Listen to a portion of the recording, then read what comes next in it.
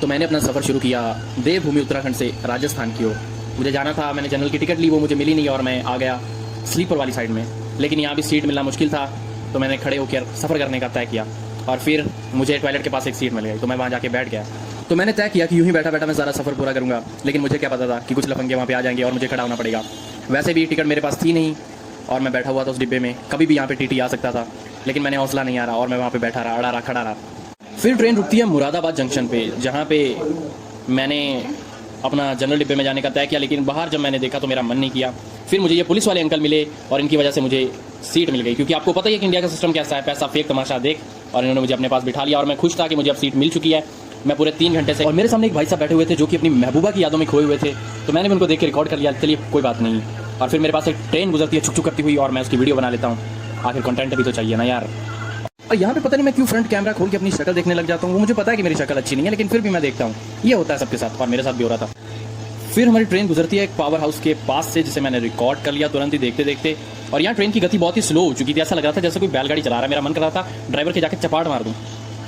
फिलहाल थोड़ी देर आँख लगने के बाद जब मेरी आँख खुली तो मैंने पाया आसपास बहुत ही ज़्यादा अंधेरा था और ये कुछ आकृतियाँ नहीं, ये ट्रेन ही थी जो मेरे पास से गुजर रही थी। इसकी आवाज़ से ही मेरी जो नींद थी वो खुल चुकी थी।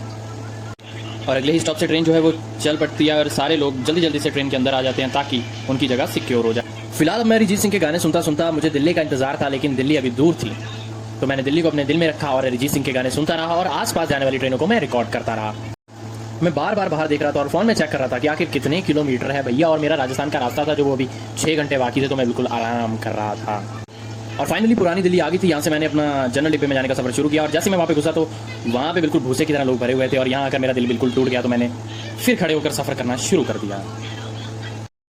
और फिर फाइनली मैं रेवाड़ी से बैठ चुका था सीट पर, क्योंकि मैंने बहुत सारा सफ़र जो है दिल्ली से लेकर रेवाड़ी तक खड़े होकर ही किया था, जो कि हरियाणा में है। अब मुझे अपने स्टॉप का इंतजार था। मैं ट्रेन से उतरने की वीडियो तो नहीं बना पाया और मैं पहुंच चुका था अपनी मंजिल पे। मेरे भैया मुझे रिसीव करने आ चुके थे और मैं उनके साथ जा रहा था उनके घर की ओर। हरियाणा राजस्थान हाईवे पे हमने लगाई ट्रक के साथ रेस, लेकिन ट्रक हमसे आगे निकल गया। फिलहाल कोई बात नहीं। मैं सोच रहा था कि मैं राजस्थान में पहुंच गया, लेकिन मेरे भैया लोगों ने मुझे बताया कि नहीं बेटा, अभी तो हरियाणा में ही है। और फिर हम वहाँ से चल दिए थे आगे खाने के लिए। और फिर हमने राजस्थान में छोले भटूरे खाए और उसके बाद हम चल दिए अपनी आखिरी मंजिल की ओर। और यहाँ से हमारी मंजिल कुछ ही दूरी पर थी और मैं अपनी मंजिल आपको दिखा नहीं सकता। ओके।